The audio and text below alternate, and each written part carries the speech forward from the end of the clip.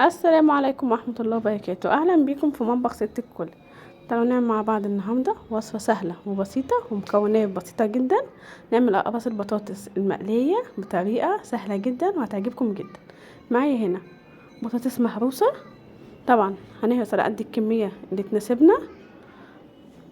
من هنا عاملة كمية من البطاطس، سلقتها غسلتها كويس وقشرتها وبعد كده قطعتها وحطيت تتسلق عادي بالطريقة العادية جدا، بس هنسلقها لحد ما تبقى دايبة وتستوي كويس جدا.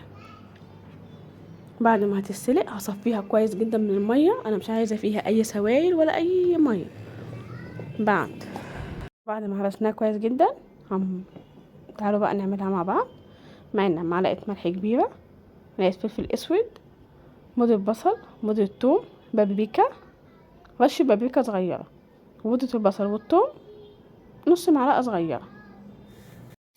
هنضيف بيضتين وكيس فيجيتار ومعلقتين كبار بقسماط ومعلقتين دقيق. هنقلب ونخلط المكونات كويس جدا، نقلبها كويس جدا كده. بقت جاهزة معانا، سهلة وبسيطة ومكونات بسيطة جدا. تعالوا بقى هنختبرها في القلي، هنشوفها ناقصها دقيق ولا بقسماط. اهم حاجة الزيت يكون سخن.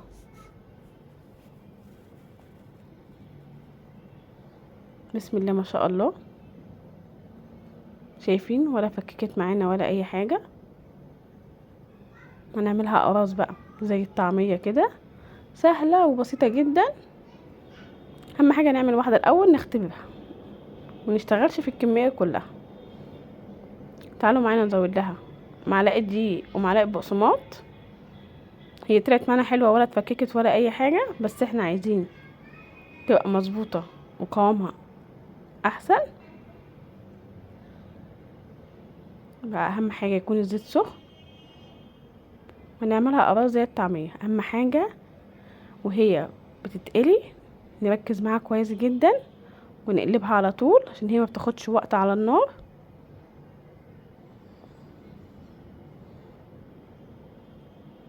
زي ما احنا شايفين بتطلع بسرعة جدا وبتستوي بسرعة ولونها جميل. اهم حاجة بصوا شايفين ولا فككت في الزيت ولا اي حاجة، وطالعة زي ما هي مظبوطة. وصفة سهلة جدا وبسيطة وهتعجب اولادنا. ولو اول مرة تشوفونا متنسوش تعملنا لايك وشير وسبسكرايب وفعلوا الجرس عشان يوصلكم كل جديد، واشوفكم فيديو جديد ووصفة جديدة من مطبخ ست الكل. والسلام عليكم ورحمة الله وبركاته.